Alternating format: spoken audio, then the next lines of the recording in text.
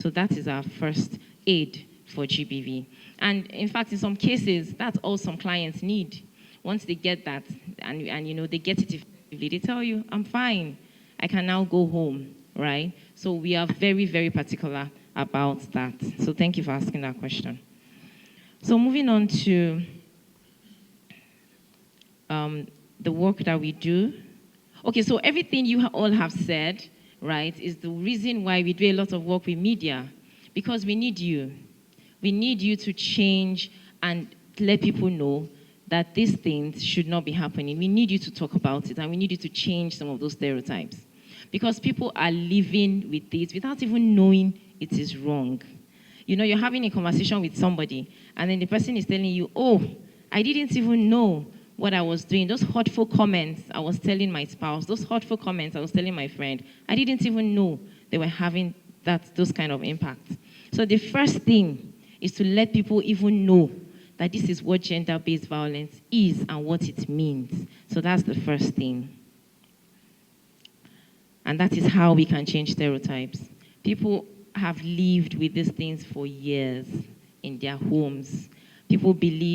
Some people still believe that it's okay to hit a woman, right? So let me give examples. I didn't want to say it before, but let's say it. Some people believe it is still okay to hit a woman, and vice versa. Some also feel it is okay to hit their spouses.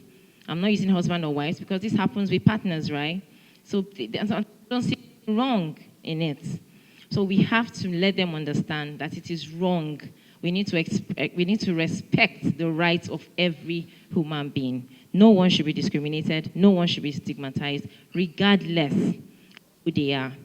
And now bringing on the HIV piece, people should be able to share their status without being discriminated, without being stigmatized.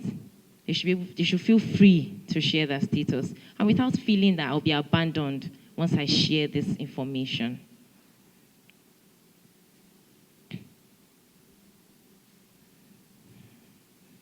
So you asked about shelter. Where do people go?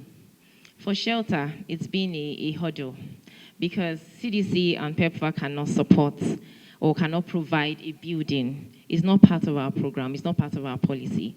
So what we do is that we collaborate with other government agencies. We collaborate with stakeholders like the UN. I hear that they can.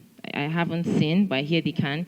And besides that, we have shelters that the government actually has that are available. And in states like Lagos, where the government has taken up these issues, they have shelters where people can actually stay and they can leave their homes. So there are a few states, there are not many, but there are a few states like that where they have shelters. So there's a question on the police. Do you monitor the gender desk? It's difficult, right, monitoring the gender desk. But what we do is that we follow up. We follow up as much as we can to be sure that those cases do not just end on the gender desk. So we follow up to be sure that the person is being referred to the right places that they should go. Now, in terms of the attitude of the police, we have been training and training. But we see that training is not a long-term or sustainable plan. So we've been looking at how we can incorporate topics around gender-based violence, topics around human rights, into the police curriculum. They all go through an academy. Every police person or every policeman or woman goes through a police academy. So we've been looking at how we can incorporate topics or sessions around GBV or modules on GBV into their curriculums so that once they all go through that academy, they can all be trained and sensitized. Now, we even need to sensitize more, not just the training, right? So that's what we're trying to do. It's a long haul, but I believe someday we'll get there.